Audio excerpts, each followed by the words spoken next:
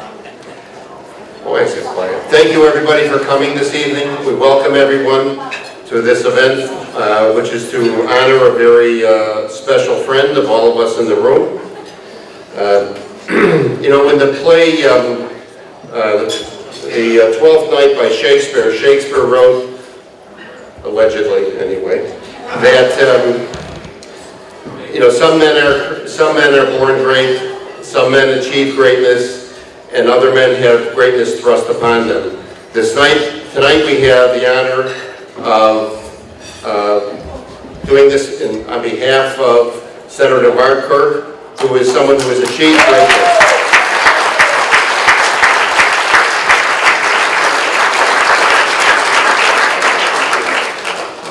Mark has for several years, many years actually, served his country and served his country well. Whether in the Naval Reserve, his time at NATO, his time as Chief of Staff for the Honorable John Porter, and then as a 5-term congressman for the 10th District, he did a phenomenal job serving all the people of the 10th District. This continued on during his final term when he ran for a partial term to be completed for the Senate seat in the state of Illinois, and he won that. At the same time, he won the next 6-year term to become a U.S. Senator.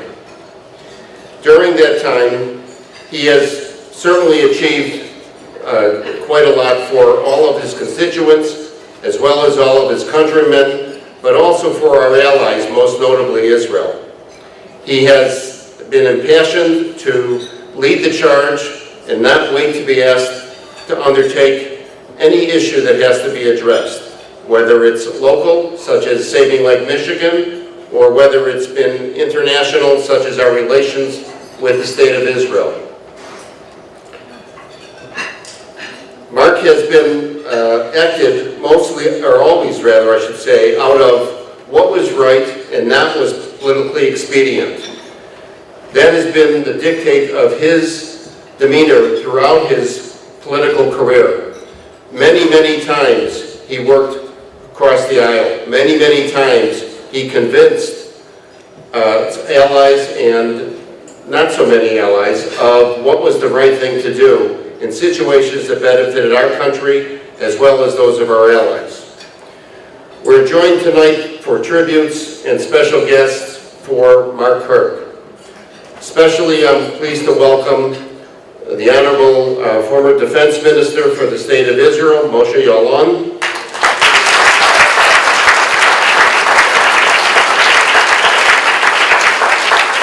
And I would also like to have a special recognition for some of the other dignitaries or political persons that are in the audience with us tonight. Especially my good friend Bob Dold. Bob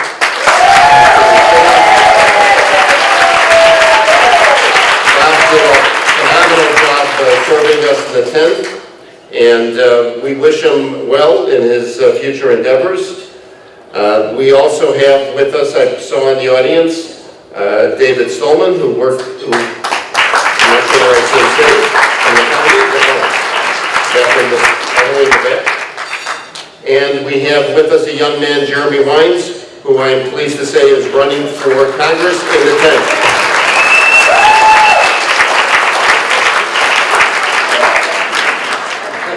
Besides supporting Jeremy, I had to give a shout out because otherwise his mother-in-law would not be delivering any more mango bread to our house. And that's true. So we would like to also I'd like to also point out that we have a very fine guest speaker tonight, Gil Hoffman. Gil has been told he can pick any topic he wants. I asked him the topic, and he said, you'll find out when I'm up on the stage. So I guess we'll all find out together. In any event, I'd like to get started with the agenda because we're running a little behind. And so first I'd like to call Shana Farwell up to sing the national anthems. And we'll follow that by an invocation by Rabbi Shannon Gelman. Please rise.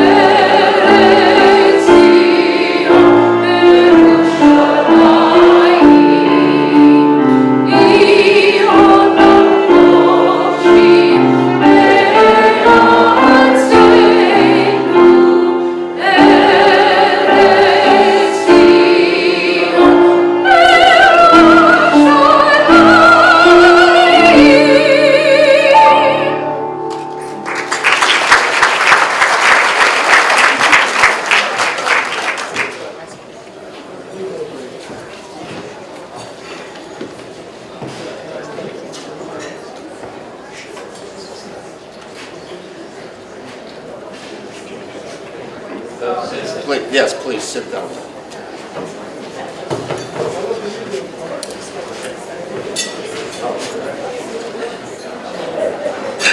Yesterday, the Jewish people all over the world read the portion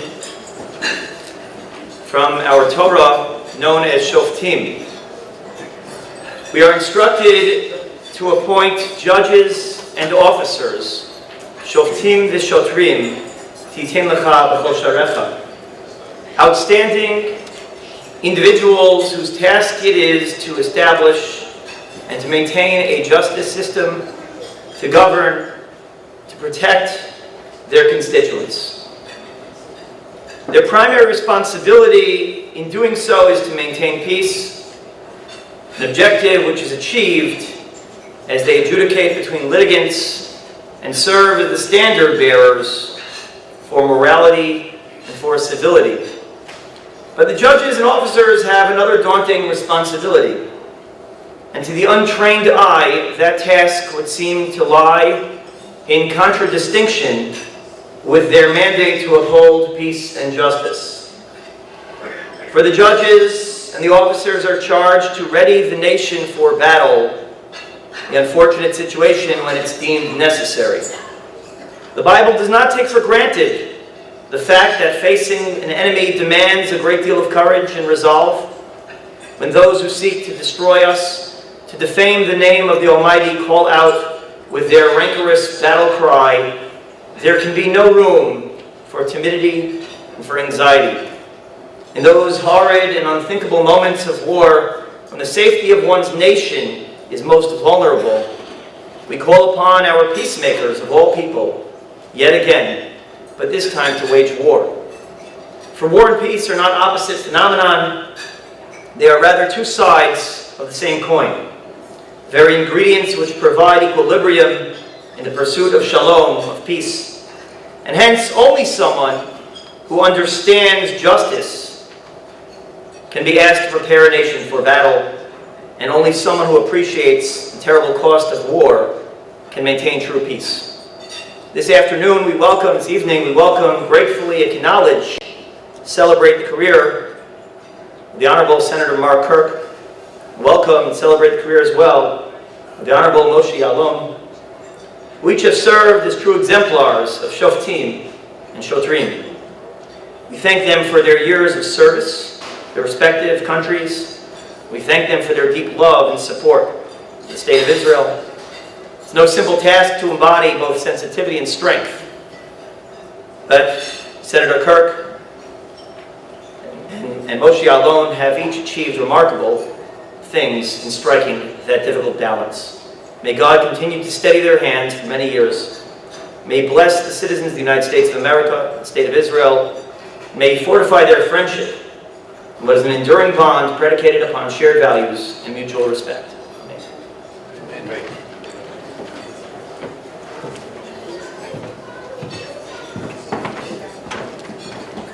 Okay, now we're going to let you enjoy your dinner for a bit. Oh, I'm sorry. Okay, I'll play. Not the rabbi was on. Don't eat yet. You got a knife? Okay. Baruch atah Adonai Eloheinu melech haolam hamotzi lechem min ha'oretz.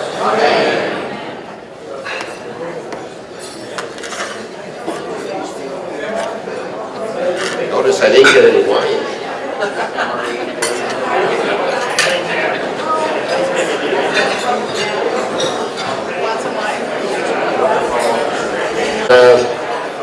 We'd like to call up a very special guest and friend, Larry Hochberg, who's going to introduce Moshe Yaalon and give a prelude to his presentation.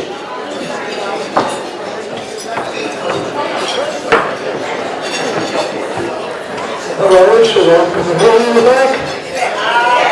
Not so good, brother? Not good? Not so good? What shall I do? Larry, no more space. More? Less space? Okay. What I have to say isn't important, but the rest of it is. So, anyway, I'm Larry Hochberg, and I'm really delighted to play a small part of this evening. It so happens I have the honor and privilege of introducing my old and good friend, General Moshe Yaalon. Just so happens that when I was head of the nationally for the Friends of the IDF, General Yaalon was the Chief of Staff for the Army.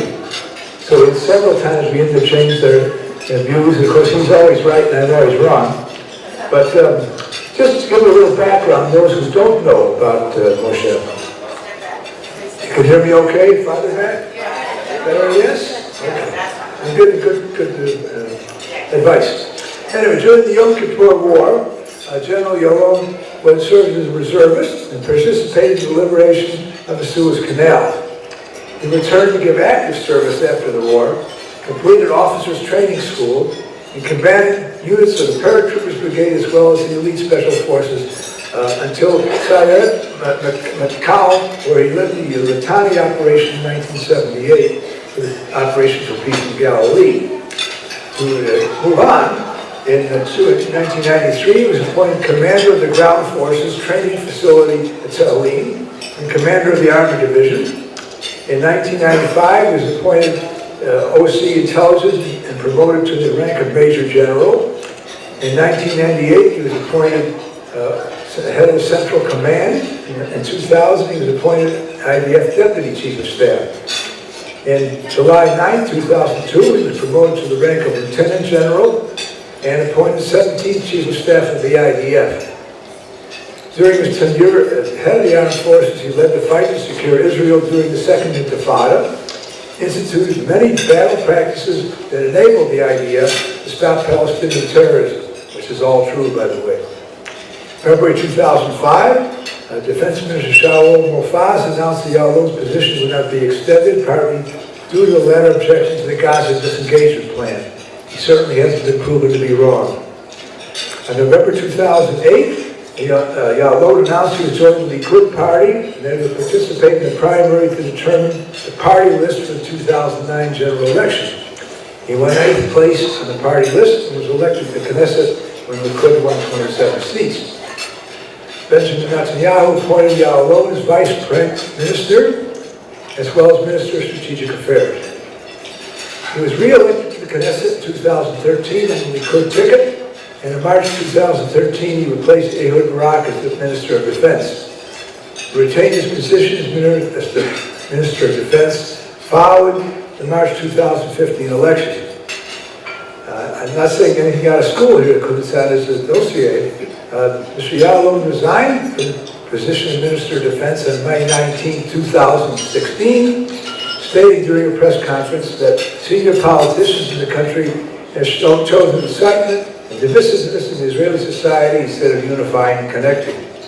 During the weeks leading up to his resignation, speculation was mounting that Netanyahu planned to replace him with Avigdor Lieberman, head of the ultra-nationalist Israel Netanyahu party, in order to increase the coalition's majority. Well, that all aside, when I had my relationship with General Ya'alon for so many years, I can tell you that if my son or my grandson were in the IDF, I want them right next to General Ya'alon in battle. 100% honest, 100% Zionist, clear, and as a military person, I don't think he has anyone excelling him. So we're delighted tonight. He's my friend, and I'm honored to introduce General Ya'alon.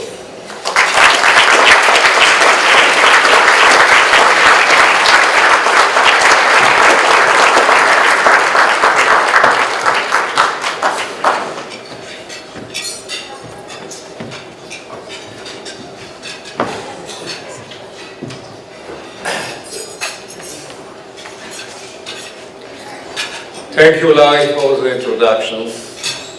I'm used to listen to my CV. It's very interesting.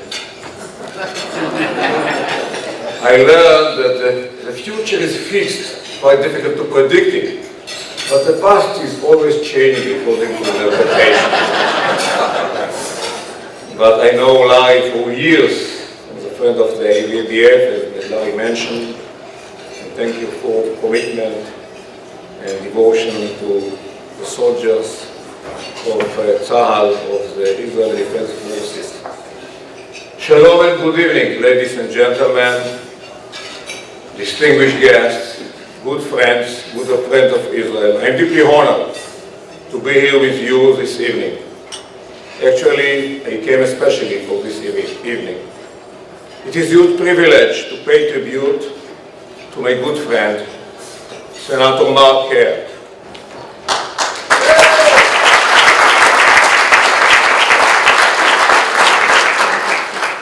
I cannot think of anyone more deserving of such an occasion than Mark. I'm lucky enough to call him not only a colleague, a professional of the highest caliber, but also a personal friend whose advice and wisdom I continue to cherish. The bond between us is one of brothers in arms. We are both military men who have fought in some of the world's darkest corners. Mark will understand what it is to risk everything for the sake of your country, for the sake of freedom. These are the common experiences which have formed the foundation of an enduring friendship. And as a result, we have been at each other's side through times of joy, and equally in some of our most difficult moments. Mark is not just a fine man, a loyal and caring friend. He is, of course, an outstanding public servant. In both the military and in Congress, Mark has proven himself time and again to be a great American leader, a man of his talent who would have dedicated his life to many things. But Mark is above all a patriot. He decided to devote his life to the well-being of the United States of America. This great country is a bit greater thanks to Mark's tireless efforts. But alongside his staunch patriotism lies a genuine love of the State of Israel. He is quite simply one of our most vocal and passionate supporters in the international arena. A part of what Mark did for the State of Israel, and we still can't talk about it even today. For this, Mark, on behalf of all Israelis, I thank you from the bottom of my heart. Mark's commitment to Israel is rooted not only in a powerful emotional connection to the Jewish state. That would have been enough. But Mark's dedication also comes from a genuine understanding of our country and the unique challenges we face in a tough, ever-changing neighborhood. In short, Mark simply gets it. Mark embodies the unbreakable bond between our two countries. He understands that Israel's interests are America's interests. He understands that we share deeply held common values. At the heart of our two nations lies a mutual burning desire for freedom, for liberty, for democracy, for peace. And because of this, Mark's unwavering support for Israel has never been a political position. For Mark, supporting Israel is about morality. It is about doing the right thing. It has never been about scoring political points. Mark has always done everything possible to secure support for Israel on both sides of the aisle, in the knowledge that Israel's well-being is beyond partisan affiliation. It is simply in the interest of all Americans. And as such, Mark continues to be one of the fighters against Iran's nuclear and regional ambitions. As I said before, he just gets it. He gets that the Ayatollahs are as committed to nuclear development as ever, even if it means waiting a decade or more. While others view Tehran's cooperation in signing a nuclear deal as part of a solution, Mark sees through the facade and understands that Iran is the problem. He sees Tehran's fingerprints in every volatile country in the Middle East. He recognizes that their terror network is embedded across the world. And I know this because Mark has called me at all hours, eager to discuss the Iranian threat, asking what he can do to help.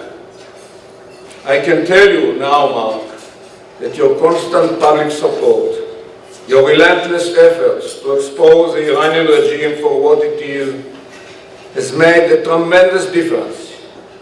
Yours is a voice that people listen to. That is why we are so grateful for your determination to fight Israel's corner when the world's sole Jewish state is singled out for attack in the United Nations and other international forums. Time and again, our enemies have sought to disguise discrimination against Israel with the language of human rights. But you provide a loud, uncompromising, and moral voice. You have continually exposed those calling by boycott Israel as nothing more than activists in a vicious campaign to delegitimize the only democracy in the Middle East. And I know, Mark, that you wholeheartedly share the dream of so many Israelis, the dream of peace. But again, you get it. You have seen that over the past decades, Israel has made many compromises to make this dream a reality. But you also understand that peace is no fairy tale. There is also a pragmatic reality. Palestinian terrorism is uncompromising. It must be defeated. Meanwhile, Palestinian rejectionism, the unwillingness to accept the reality of Jewish sovereignty, remains the most serious obstacle to peace. So long as the Palestinians continue to deny Jewish status, an agreement will remain elusive. But through it all, despite these many challenges, Israel will endure as a beacon of democracy, an island of freedom in an unforgiving region. I can assure you that our country will continue to thrive and prosper. I know this because our path will be made easier thanks to Mark and those like him. Because wherever he is and whatever he is doing, Mark stands with Israel. Mark, I am privileged to stand alongside you now and always. As a friend and as a colleague, I thank you and salute you for everything you have done, for everything you continue to do, and for everything I know you will do in the future. Thank you, Mark.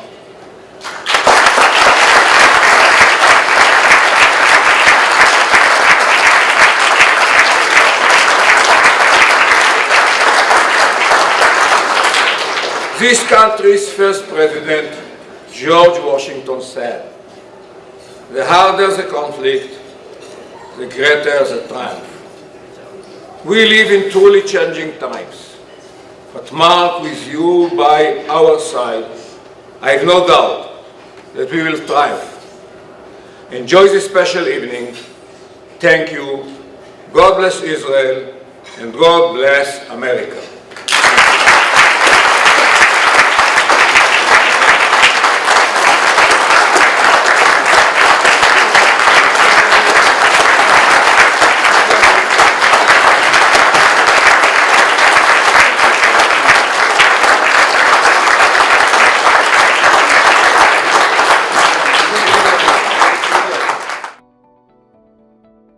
Senator Kirk served on the staff of former Congressman John Porter as a special assistant with the U.S. State Department and as a staff member of the U.S. House International Relations Committee.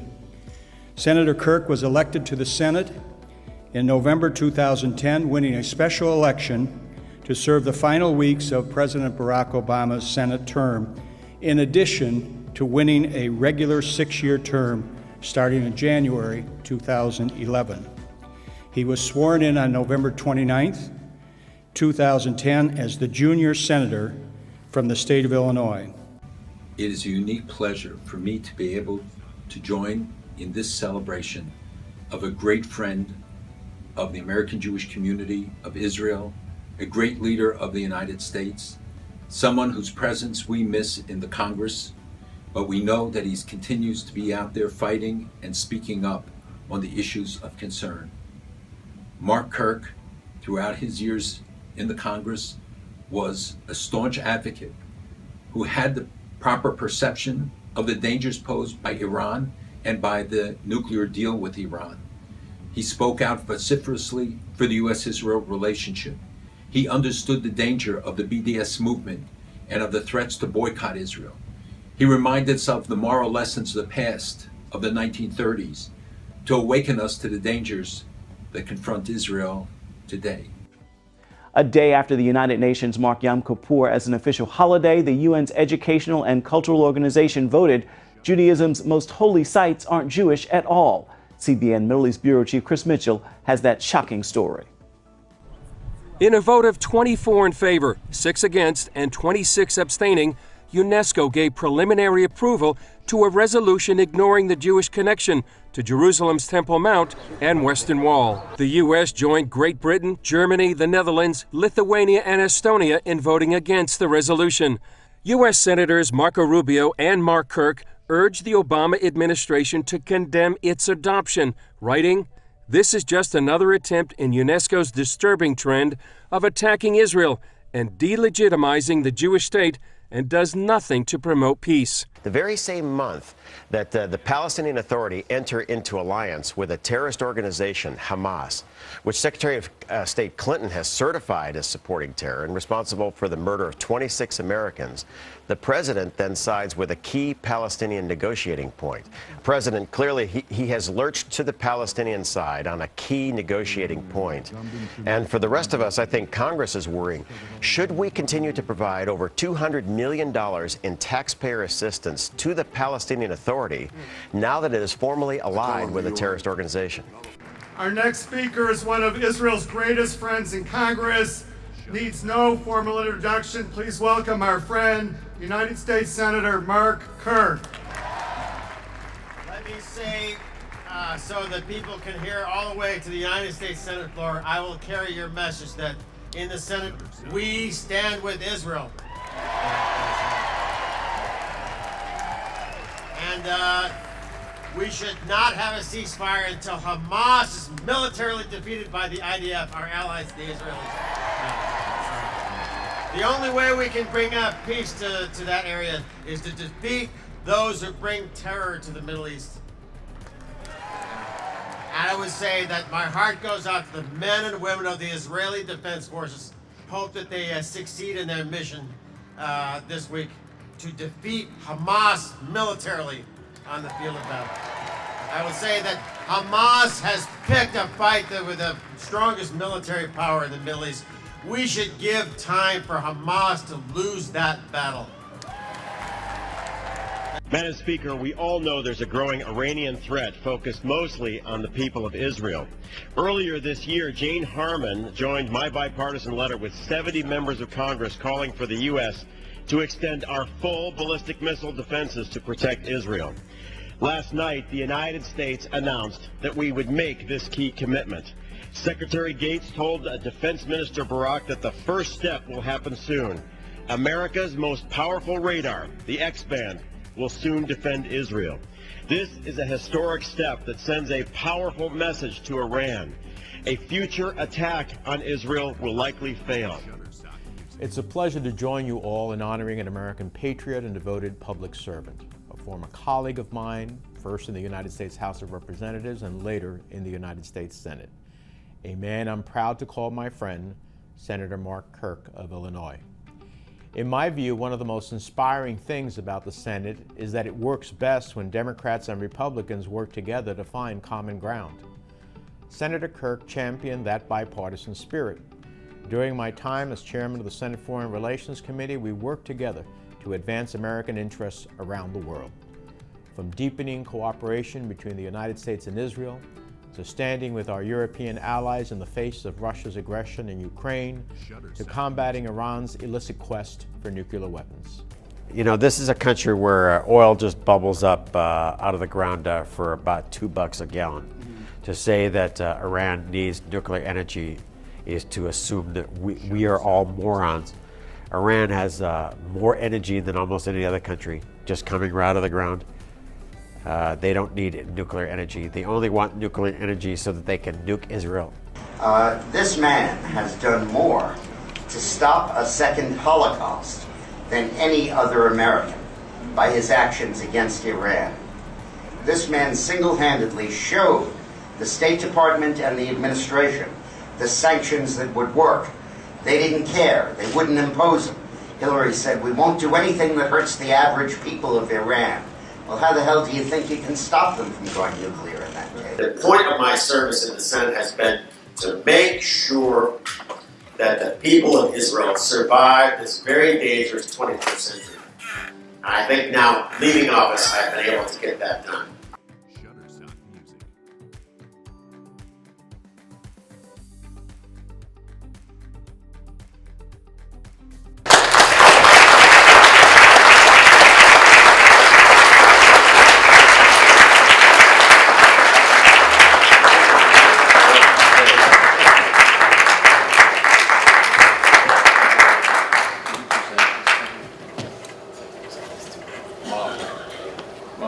That's for you. Okay. Thank you. I don't have to pay nothing for it. Thank you. Thank you, Boogie.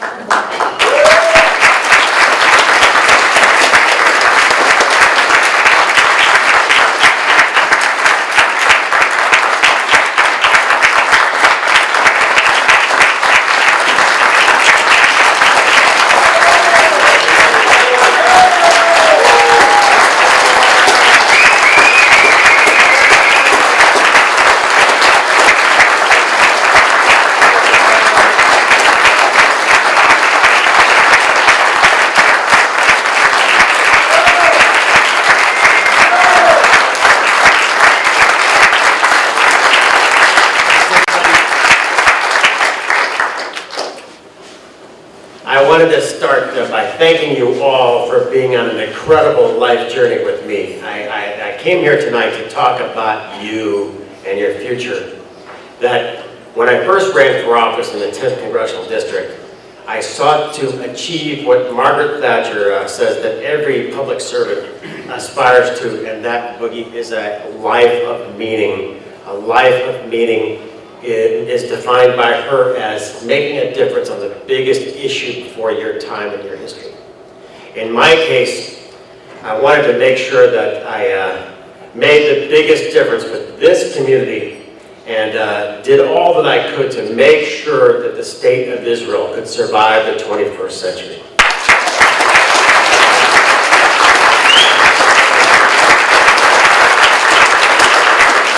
Let me take a more historic, as a Cornell historian, I will take a more historic view on this and say that a lot of times when you look at the sweep of history of this and the last century, we can oftentimes ask ourselves, if I was present in the 1930s, would I have lived up to the promises of my grandparents? Would I have made the biggest difference possible to make sure as many of the Jewish people could survive no matter what? Would I pass what I call the 1938 standard? I would say right now, all of you in this room, by luck of you being an American citizen, that you have separated yourself from 99% of other Americans. 99% of Americans do not get involved in politics. I would say a majority of Jews do not get involved in pro-Israel efforts. And you have separated yourself from the 99% of Americans that don't get that involved. The sad, gray, weak people that do not make that difference on the key issue of our time. And you have allowed me to go into the United States Senate and make a difference, along with allies like General Yalon, where I said, one day I said, how about a $400 million X-band radar that can see a golf ball at 5,000 miles to help your missile defense? And when I did the research on that, I went to Arrow. We were just talking about Arrow now. I went to the Arrow missile battery, and I said, if your country was under attack, how would you know? You know, forgive my imitation Israeli accent. It helps me remember the story. And the Israeli lieutenant, I want to say a moment of humor about Boogie Yalon. After my stroke, I checked into the Rehabilitation Institute of Chicago under the name of Moshe Yalon.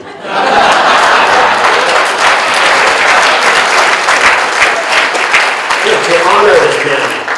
And when he came to visit me, Boogie, I'm going to imitate you here. He said, Mark, I'm very concerned the Iranians might visit you here.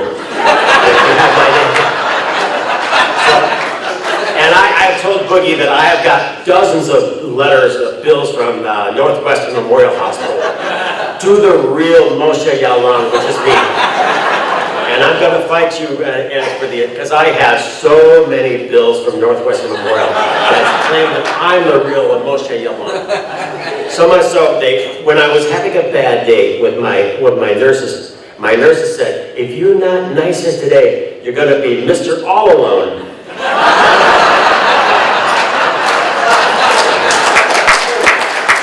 So that's on a serious point. I will say, as the former congressman of this district, you have a duty to send Robert Dole back to Congress. And there's a young man here, Jeremy Wine. Jeremy, stand up and wave your hands so everybody can see. This is a guy who's working the room. Jeremy, he's working the room. The thing you need to know that Jeremy was against the Iran agreement. His opponent, Congressman Schneider, was for the Iran agreement. And that's all you need to know. So we got to make sure that as we funnel up, Jeremy has been told by me to station himself at the exit. So work the room, Jeremy. Get up, come on, get up, go to the exit, Jeremy. I want to talk to you about the future a little bit. Everybody's been asking me, what am I going to do? What I'm going to do now that I left my Senate gig, I got a call from Vice President Lieberman to join United Against a Nuclear Iran. And in a couple of weeks, Boogie and I are going to New York to lobby the UN General Assembly against Iran. So, I know we're not really raising that much money here. So if you can find a way to financially support United Against a Nuclear Iran, you would make me look like a real hero with my new colleagues. I want to make sure that you support that effort. That we need to make sure if Iran ever tries to attack the state of Israel, Israel will just use Iron Dome and Arrow to knock down the threat so no one gets killed. And we send a simple message to the mullahs in Iran. If you seek to deal with the state of Israel by military means, the great democracy from across the sea is protecting her, and you can only negotiate with her. There is no military solutions for you, Iran. I hope in a couple of days you look at my new op-ed that's going to run in this weekend's Chicago Tribune, which states a basic fact that I wish everybody would take with yourself as a point that cannot be said more often enough by our current administration. And the point that I make in this op-ed in the Tribune is the missile program of North Korea and the nuclear program of North Korea and Iran are the same program. When you send money to Iran, you're basically sending money to North Korea's biggest partner in the nuke business and the missile business. You cannot do that.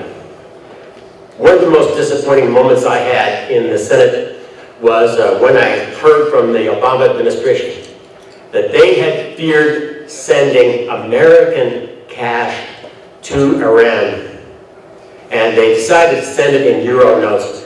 One thing let me say about Senator Menendez, who was my steadfast supporter. He was indicted, I believe, on the crime of opposing the Iran agreement, a total abuse of the criminal process, just to shut him up. I wish that had not happened. And if you have a chance to help out Bob, you will be helping out the best friend that I had for the state of Israel in the Senate.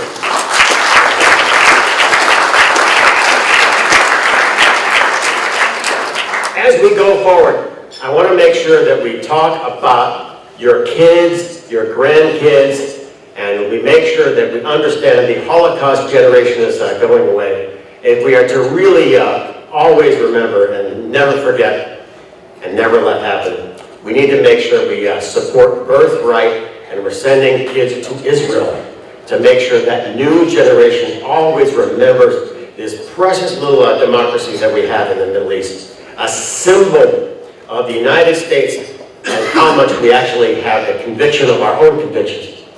With that, I want to thank everybody for a fantastic night, everybody. Thank you, everybody.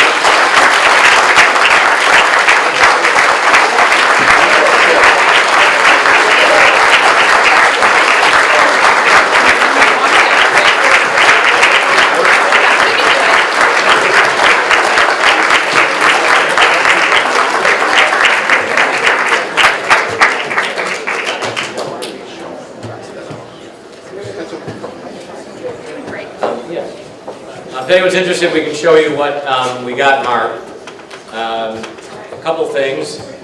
First of all, we got one of the official coins memorializing the 50th reunification of the city of Jerusalem.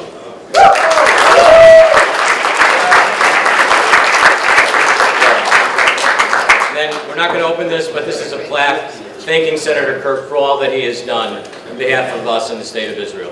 Thank you.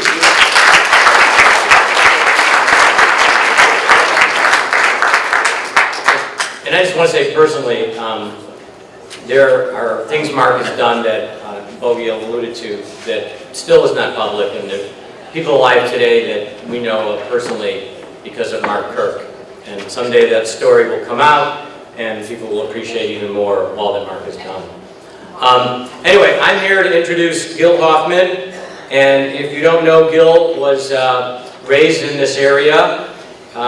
He went to Northwestern where he graduated magna cum laude, and he is now a correspondent for the Jerusalem Post. He's the chief political correspondent, but his sister told me tonight what he really wanted to do was become general manager of the Cubs. So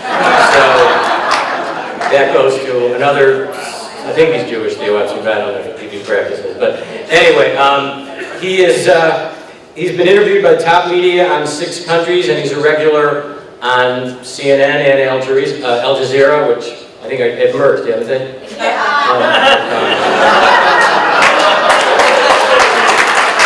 I don't know, maybe Bill can answer that. He's been called the most optimistic man in Israel. So I didn't know anyone in Israel was optimistic, but I'd like to hear his take on that. He is a reserve soldier in the IDF. He has been lectured at every English-speaking country in the world, and more than half the Canadian provinces. And he's currently spoken in 49 of the 50 states, and in November he'll be speaking in Hawaii, so he will have talked in all 50 states. And I hope he talks a little bit tonight about the Iran presence in Syria. The people at my table want to hear more about Conan O'Brien's visit to Israel. So we'll leave it to Gil. Gil Hoffman.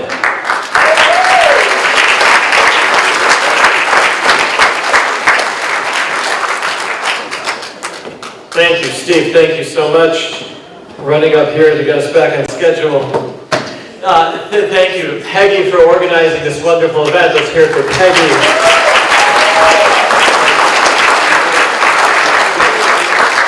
Such an honor to follow up on Moshe Bogie Ya'alon. I've learned so much from covering him, his political career, and will continue to cover his political career for the future. And of course, Senator, I voted for you as many times as I could according to the law here in Chicago, twice. Once in the morning and once in the evening after they switched the polling people. I also voted for you, wrote you in for President of the United States. I was the guy who did that.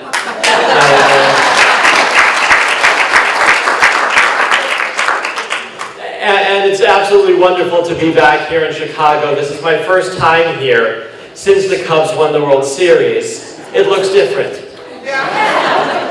Suddenly it seems a lot more positive. I made a point of coming here since moving to Israel 20 years ago. I'd come here every October just in case the Cubs would be in the World Series. And so before I was planning last year, I told my wife, of course I'm going to be in Chicago in October. And she said, no, you're not.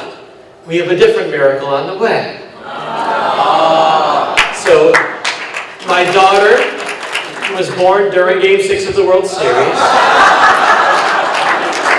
which was very nice of her, because that was the game that we got a lead very early on in the game.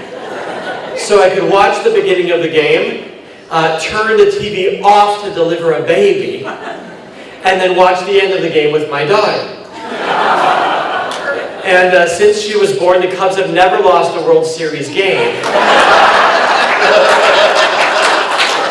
And never will ever again. And Chicago sports and Israel are very intertwined. I'm sure you've seen it. Did you hear that Jerry Reinsdorf was just in Israel? Was that reported over here? He came to train with the IDF. He wanted to learn how to tank.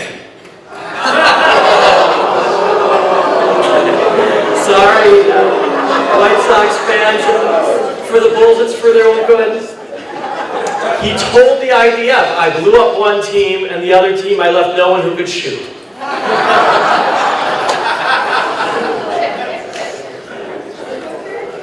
And so, look, living in America and then living in Israel, I've gotten to see the contrast.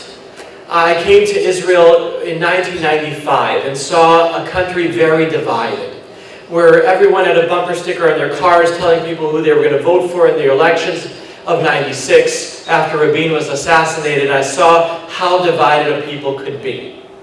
And I'd like to think that things in America and in Israel have gone in opposite directions. When I grew up here in Chicago, I don't remember people being as divided as they are in America today.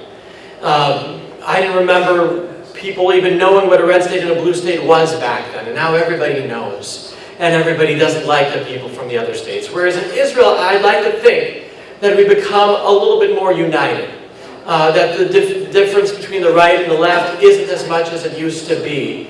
And I wish that America would be more united again. And I got to see how, if there is one issue that still unites Americans, it's Israel. And it should continue to be Israel. I got to interview your president back in 2013 when he actually put out a video in Israeli politics.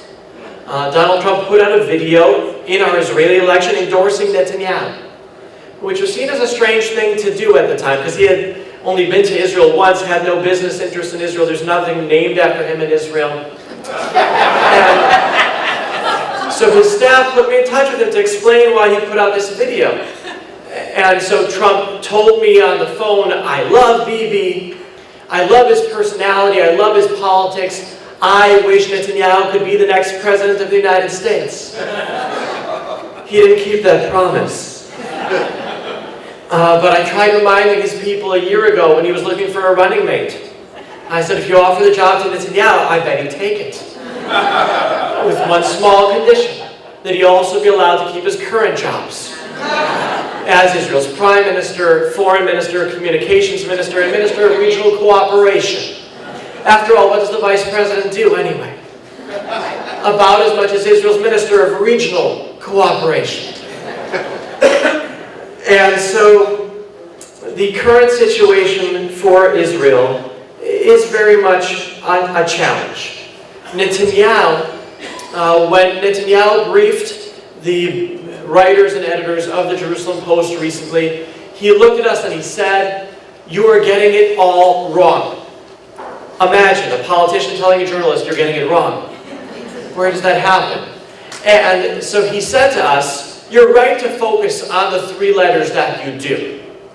BDS, the efforts to boycott, divest, and sanction Israel, are a terrible threat to Israel's future, and everybody needs to be telling their congressmen to support the legislation to stop BDS. But he said there's three more letters that you're not focusing on enough about Israel's future. He said the real trend for Israel is actually TNT, which stands for terror, technology, and in the middle of the end is natural gas. Countries around the world are seeking Israel in order to learn from Israel how to fight terror, because unfortunately, anything tried in Israel to target Israel is then used around the world. To learn from Israel how to become the startup nation that we are, and to trade with Israel with the natural gas that we have, proving that Moses didn't make a wrong turn back then and take us to the only place without oil. Now, there are three main contradictions going on right now for Israel's future. Number one, security. The Chief of Staff of the IDF, General Eisenkot, recently said that the strategic situation for Israel has never been better, which is quite a statement to make. But we see that despite there being no country right now that can destroy Israel at the moment, the future of Israel is still unfortunately very much in doubt because we are facing very serious looming threats. Steve said I should bring up what's going on right now with Syria, and he's absolutely right. in Israel, we're very worried right now that as the Syrian civil war comes to a close, the winner will end up being Iran, and the loser will end up being us. And we have to make sure that the President of the United States and the President of Russia don't leave us hanging. Don't allow ISIS in Syria to be replaced by Iran with a permanent Iranian nuclear presence. Recently, the retiring chief of the IAF, of the Israel Air Force, said that over the last few years of the Syrian civil war, Israel has attacked in Syria 100 times in order to make sure that we maintain our deterrence, in order to make sure the message is, you can't fire anything at us without us responding. Even if we're hit by accident, we respond every time.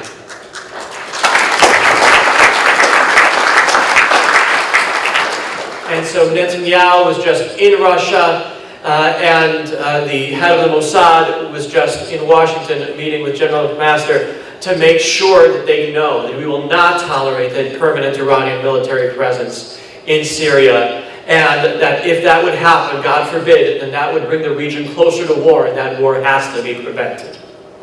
So that is one contradiction. The second contradiction is regarding the diplomacy.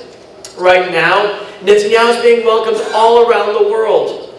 He was just in Russia last week. He's going to be coming soon to Latin America, making a historic visit, first ever Israeli Prime Minister there. He had 2 successful trips to Africa. He went to Australia, China, Singapore, 10 different countries in Europe. He's going to be coming back in a couple weeks here to America, to the UN General Assembly, and to meet with President Trump.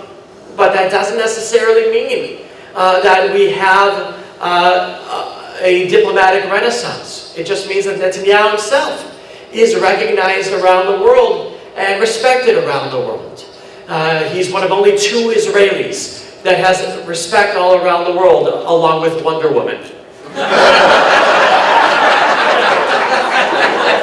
But we don't know how long Netanyahu is going to last. He has 4 different criminal investigations against him that could bring him down at any given moment. He's being investigated for receiving very expensive cigars. He denies it. I can tell you every time I've interviewed him, I've come home smelling of cigars. So he can't really deny that. And the third major contradiction that there is regarding the peace process. Because on the one hand, Netanyahu said that there's more of a chance for change than ever when President Trump visited him. That's quite a statement for a 68-year-old man to make. But on the other hand, no one believes him. And also, he himself says that it takes 3 to tango in the Middle East. You have to have the right leadership among the Israelis, the Americans, and the Palestinians. Look, Mahmoud Abbas was elected in January 2005 to a 4-year term. He's in his 13th year of that 4-year term. That's not so democratic. He's in his 80s, and I know you know a lot of young 80-year-old people. He's not among them. He's a chain-smoking for decades kind of 80-year-old. His time on this earth is limited, and his party has already chosen a successor named Abu Jihad, which does not bode very well. And so Netanyahu is saying it takes 3 to tango to make peace. Well, how do you have a dance with someone who could be indicted any moment, someone who could be impeached, and someone who could be dead? And so that does not bode very well for any kind of peace process. And with those 3 contradictions that imperil Israel's future, I think we see more than ever that we need to protect our heritage pact.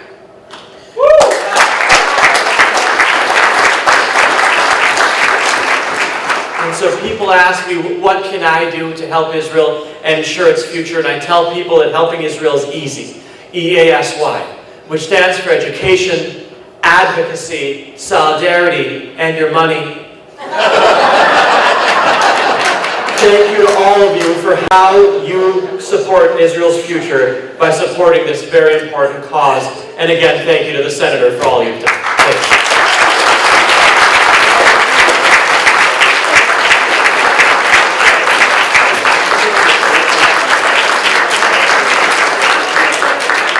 Okay, that was excellent, Gil. Thank you very much.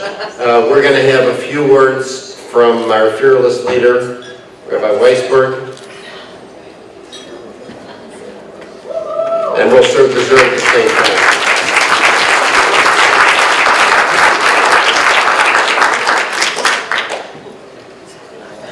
First of all, it's amazing that we're going to finish on time. Really amazing.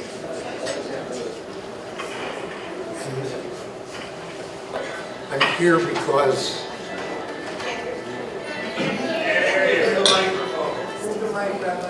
okay, how's that?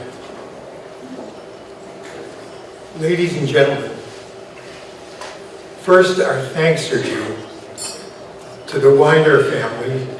Weiners stand up and said they're celebrating their anniversary, and they brought their children because the cause is important.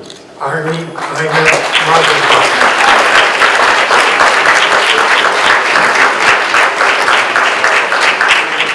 Second, we want to thank the three Steves, Steve Lavin, Steve Hefter, Steve Malkin, and Maury Silverman and Laurie Commissar, and the Hoxbergs, because of their financial leadership and their great interest in this cause, as they have an interest in so many other causes. If you heard Larry, Larry is one of the saviors of European Jewry, as well as his actions and his activities across the American scene. So we want to appreciate, and Maury told us he's one of the founders of the Jewish chapel at Annapolis. So we understand that people of goodwill, people who mean well, people who are willing to do their utmost to make sure that Jews are identified, Jews can pray, Jews can serve, Jews can live free. These are the men and their families that we want to show our thanks, because they volunteered after we twisted their arm to read. How else do you get volunteers these days to serve in their capacities at this dinner? Thanks a million.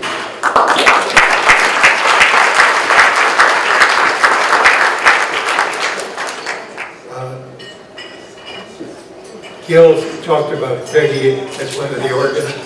Peggy's not the only organizer, but she did a great job. If you know Peggy, she is indomitable. So we want to give special thanks to Peggy.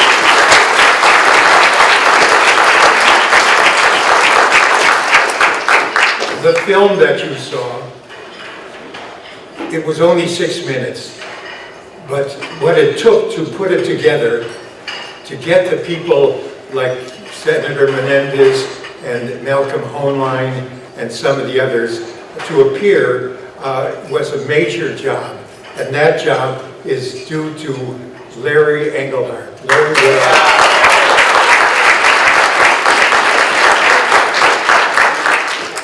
And I want to thank the entire banquet committee. You can see their names engraved on the banquet program. And the PAC board, our Political Action Committee board. And we want to thank General and former Defense Minister Moshe Ya'alon for taking the time out of his campaign, to taking the time to stand up. One of those major donors is Bob Asher and Mary Jane.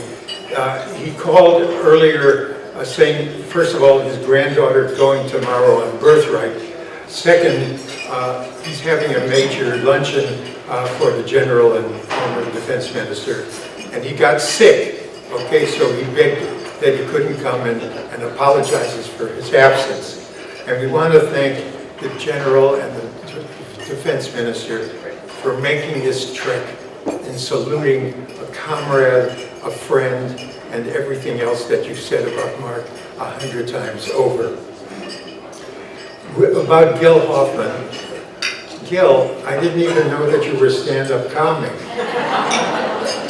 Gil's parents were very active in the Hebrew teaching community here before they made Aliyah to be with their granddaughter. So we thank Gil for volunteering as he did, because we wanted a local boy who makes good on both continents to show what being a Jew is wherever you are.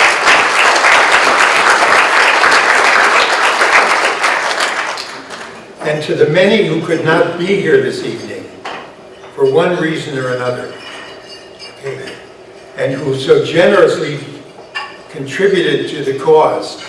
And the cause is not only to protect our heritage, but to honor Senator Kirk. And Senator Kirk gave us an insight into his new venture, and we're going to help with that. We're going to help with that. I want to make a special shout out to Janice Cohen. Janice is here with Rebecca and her son-in-law David, and Janice's husband, Rebecca's father, is Dr. Jonah Cohen.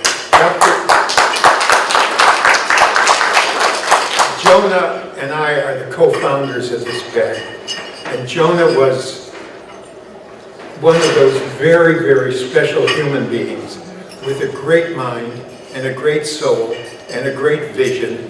He was the one who brought Motorola and Motorola's research as the first major research development project of America to Israel. And that was followed by Google, Intel, all the biggies are there because Jonah helped lead the way. So we want to remember Jonah alav shalom and may his spirit continue to lead and guide the path. And now a special word to Senator Kirk. Love, respect, unending gratitude.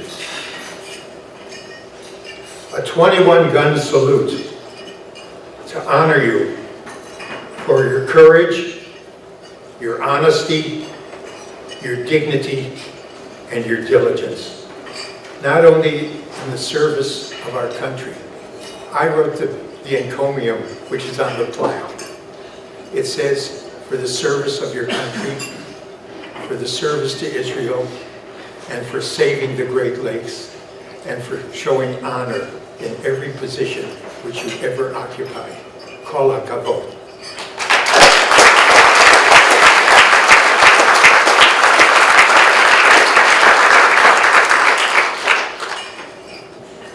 The Latins have a statement, amor omnia vincit. Love conquers all. And our Political Action Committee is the only one that flies its true colors. There are all these subterranean Jewish committees, Shai PAC, Jack PAC, Hudson PAC, Schmagegi PAC. When we go to the Hill, they know us as to protect our heritage. It's a serious business. When Senator Kirk talked about Senator Menendez was pillared by the past President of the United States for his daring to vote against President Obama's push for the Iranian atomic agreement. He knew what was right, and the President forced him practically into bankruptcy to defend himself from some mocked-up Trump, excuse me for that word, charge about his escutcheon. We have to defend the people who are righteous and have the dignity and the courage to stand up for what is right. And PAC will continue to back those candidates and Senator Menendez when his time comes for re-election. We should understand that.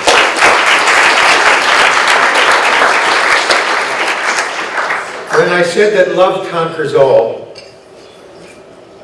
it means that we as Jews have tried with our utmost, even though we're faced with enemies and faced with hate.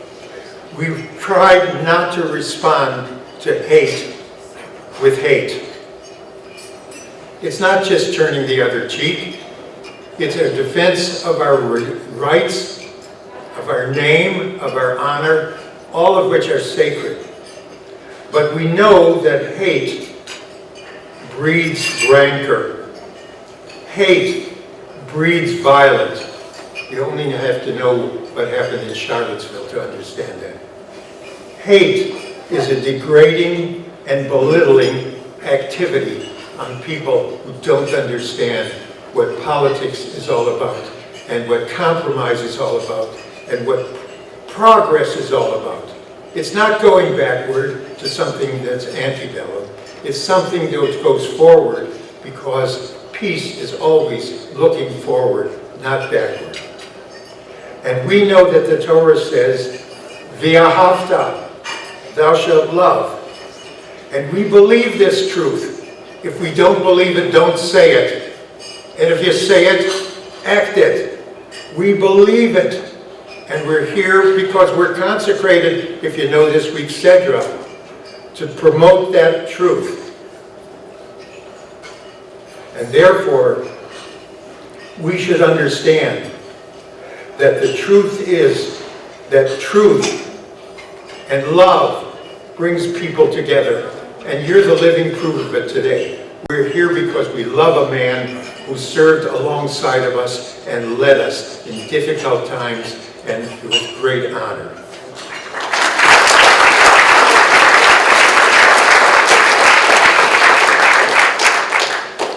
The truth promotes peace.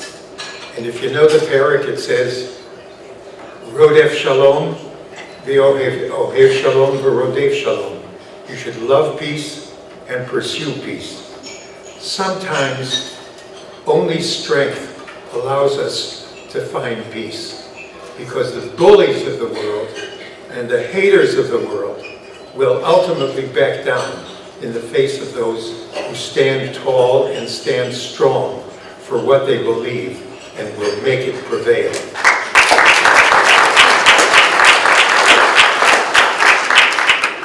In that spirit, ladies and gentlemen, you know I'm a rabbi, so an appeal is coming up. Well, Larry Hochberg asked, is this program to support Kirk, or is it to support the PAC? And I answered in a very traditional way. Some of you don't know it, but the rabbis are the creators of the twofer. Lachmish. Now we're talking about serious, we're talking about Rabbonis now. If you said Kiddush on Shabbat, you were reading a twofer. It's Zecher L'Tziat Mitzrayim and Zecher L'Maaseh Bereshit. It's a remembrance of the Exodus, and it's a remembrance of the creation. And if you've ever been at a Seder, it's the Chag HaPesach and the Chag HaMatzot. It's the Passover is for Pesach, the lamb, and the Matzot is for the wheat. So we always have these 2-for-1 kinds of activities. It's really true. And when Larry asked this question, it was a legitimate question, and I gave him an answer. It's for both. It's for both. And at your tables, in that little manila envelope, are some cards for those who would like to add to either of those programs. You heard about Senator Lieberman, now Senator Kirk is joining him in this program. You heard about what we're doing for Menendez, what we're doing for people who are supporting Israel. And if you heard Gil Hoffman talk about what's happening in Syria and that Iran and Russia are the big winners. By the way, if you read Hebrew, it was the major article by Nachum Barnea in the Yediot HaAchronot for this Shabbat. So Gil is, even though he's from the Jerusalem Post, I'm sure he reads the Hebrew papers as well. The fact is that we are working in as many areas as possible to do our best, to do our duty to our God and our country, and obey the higher, I'm Boy Scout too, to obey the higher law, okay? The higher law, Ohev Shalom, V'rodef Shalom. And those who are supporters of peace and supporters of progress. And when we speak about Israel, we are speaking not only about a country. We are speaking about 2 millennium of longing that culminates with Tisha B'Av and really responds to Yom HaAtzmaut. It's Tisha B'Av is that all of those tragedies that have befallen our people, and yet in spite of those tragedies, we've maintained our faith. We've maintained our faith, Yiboneh Beit HaMikdash b'mehera b'yameinu, that we would see the rise of a Jewish state, Ve'ir Tzion Timaleh, and the city of Zion would be filled with our people once again. Well, ladies and gentlemen, how do you do? We've been participants and witnesses to one of the great miracles of the renaissance of a human nation. No other nation has waited this long and maintained this faith so faithfully, and when they came home, has been so creative and made so many gifts to the welfare of countless other peoples and nations as the state of Israel has.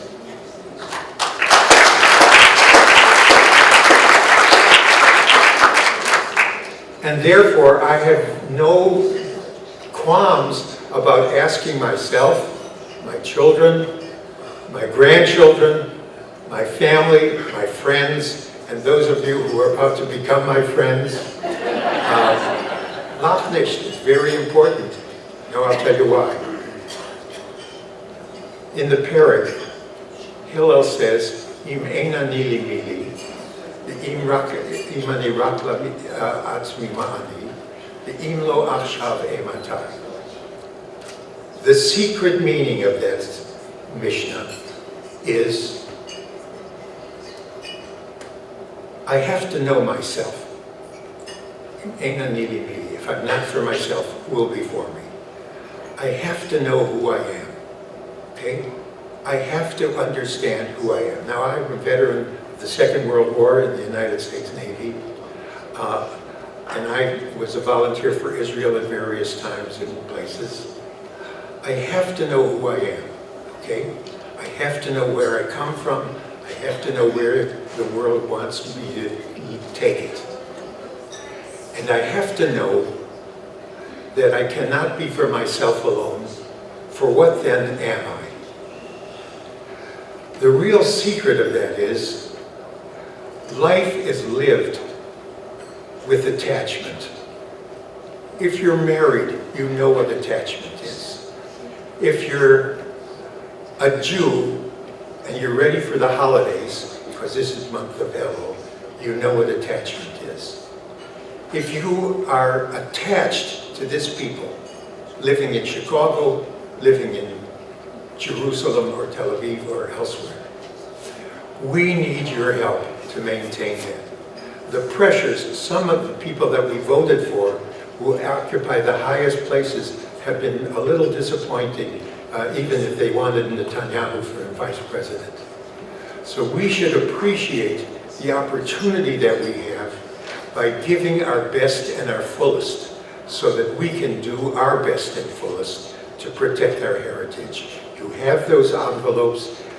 There are 2 cards in there. One is if you want to make a contribution or an additional contribution, and one is to leave your name and email address so that we can maintain our contacts with you, and you can call on us at any time to help with this cause. And with that, I wish Bruchim Habaim, Bruchim Hayotzim, okay? May you find grace and confidence and love and loyalty and affection and the faithfulness to know that Netzach Israel lo yishaker, the eternity of Israel, is no lie. Good evening.